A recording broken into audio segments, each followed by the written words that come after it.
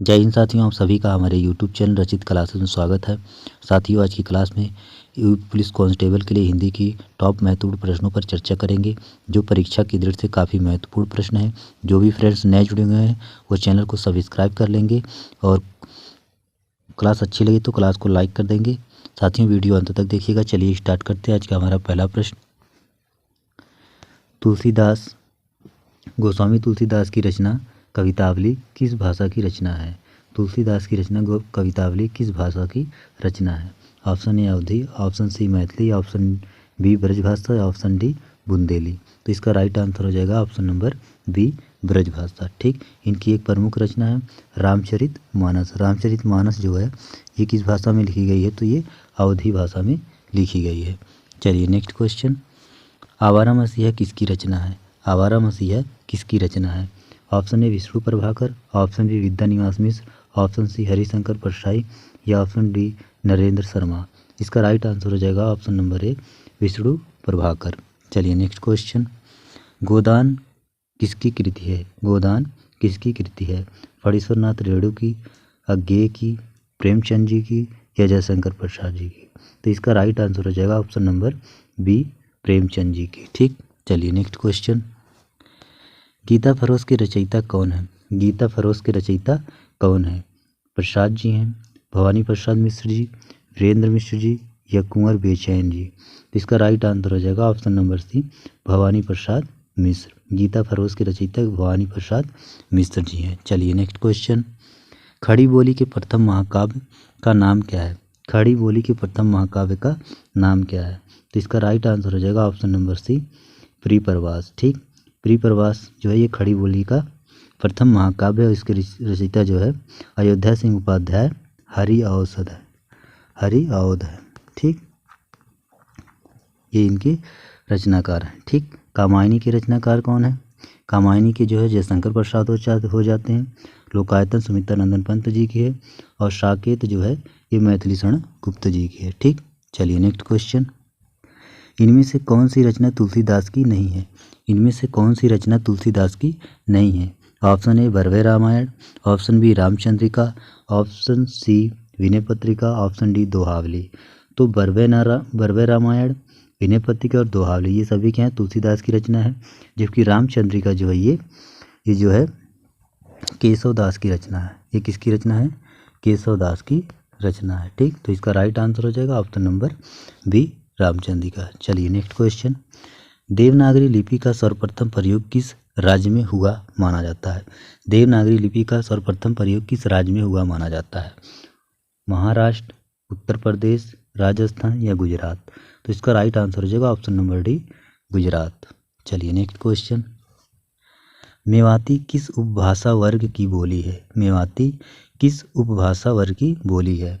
पूर्वी हिंदी, बिहारी हिंदी, राजस्थानी हिंदी, पहाड़ी हिंदी? तो इसका राइट आंसर हो जाएगा option number B Rajasthani Hindi.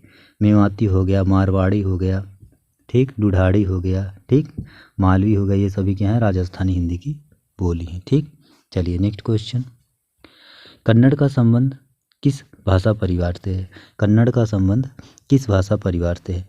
आर्य भाषा परिवार से, द्रविड़ भाषा परिवार से, देव भाषा परिवार से या भरोपी भाषा परिवार से?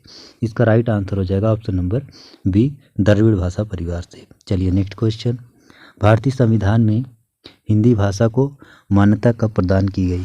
भारतीय संविधान में हिंदी भाषा को मान्यता कब प्रदान की गई? 14 सितंबर 1949 को, 15 सितंबर 1949 को, 14 सितंबर 1950 को या फिर 15 सितंबर 1950 को? इसका राइट आंसर हो जाएगा ऑप्शन नंबर ए 14 सितंबर 1949 को जो है हिंदी भाषा को मान्यता प्रदान की गई और 14 सितंबर को ही हिंदी दिवस मनाया जाता है। ठीक, चलिए नेक्स्ट क्वेश्चन, विभक्त रस का स्थायी भाव है? विभक्त रस का स्थायी भाव है? ऑप्शन ए जुगुप्सा, ऑप्शन बी विशेषोक्ति, ऑप्शन सी जुगुप्सा, ऑप्शन डी निर्वेद? इसका राइट आंसर हो जाएगा ऑप्शन नंबर सी जुगुप्सा। ठीक, विभक्त रस का स्थायी भाव जो है ये जुगुप्सा है। चलिए नेक्स्ट क्वेश्चन, अस्थायी भावों की कुल संख्या है? अस्थायी भावों की कुल संख्या है? तो इसका राइट आंसर हो जाएगा ऑप्शन नंबर ए 9। ठीक, अस्थायी भावों की कुल संख्या कितनी है? 9 है। ठीक, चलिए नेक्स्ट क्वेश्चन। विश्व में अस्थायी भाव किस रस में होता है?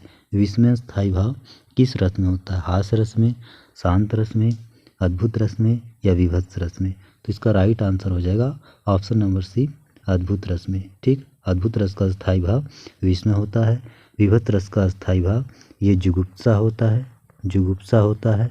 और शांत रस का अस्थायी भाव निर्वेद होता है, शांत रस का अस्थायी भाव निर्वेद होता है। और हास्य रस का अस्थायी भाव हास होता है। ठीक, इसका right answer option number C हो जाएगा। चलिए नेक्स्ट क्वेश्चन। जानने की इच्छा रखने वाला के लिए एक शब्द। जानने की इच्छा रखने वाले को क्या कहा जाता है? जिजीविषा कहा जाता है, जिज्ञासु कहा जाता है, या जिज्ञासा कहा जाता है, या ज्ञातव्य कहा जाता है? तो इसका राइट आंसर हो जाएगा ऑप्शन नंबर बी, जिज्ञासु। जानने की इच्छा रखने वाले को जिज्ञासु कहा जाता है। ठीक, चलिए नेक्स्ट क्वेश्चन। जिसकी आशा ना की गई हो, वाक्य के लिए एक शब्द है जिसकी आशा ना की गई हो, उसे क्या कहा जाता है? नाउम्मीदी, या आशातीत, या अग्रसोची, या फिर अप्रत्याशित? तो इसका राइट आंसर हो जाएगा ऑप्शन नंबर डी, अप्रत्याशित। चलिए नेक्स्ट क्वेश्चन। इनमें से बिहारी हिंदी का रूप नहीं है, इनमें से बिहारी हिंदी का रूप नहीं है। भोजपुरी, अवधी, मगही या मैथिली? तो इसका राइट आंसर हो जाएगा ऑप्शन नंबर बी, अवधी। अवधी जो है ये पूर्वी हिंदी की बोली है। ठीक, अवधी जो है पूर्वी हिंदी की बोली है। चलिए नेक्स्ट क्वेश्चन। पश्चिमी हिंदी के अंतर्गत कौन सी भाषा नहीं है? पश्चिमी हिंदी के अंतर्गत कौन सी भाषा नहीं है? बघेली, कन्नौजी, ब्रज या खड़ी बोली? तो कन्नौजी, ब्रज और खड़ी बोली ये तीनों क्या है? ये पश्चिमी हिंदी के अंतर्गत आते हैं। जबकि बघेली जो है ये आपका किसके अंतर्गत आ जाता है? पूर्वी हिंदी के। ठीक, बघेली जो है ये पूर्वी हिंदी के अंतर्गत आ जाता है। चलिए नेक्स्ट क्वेश्चन। तो साथियों आज के लिए इतना ही, मिलते हैं कल की क्लास में। क्लास कैसा लगा कमेंट बॉक्स में ज़रूर बताएं। जो भी फ्रेंड्स नए जुड़े हुए चैनल को सब्सक्राइब कर लेंगे। क्लास अच्छी लगे तो क्लास को लाइक कर देंगे। ठीक, चलिए आज के लिए इतना ही। थैंक यू साथी।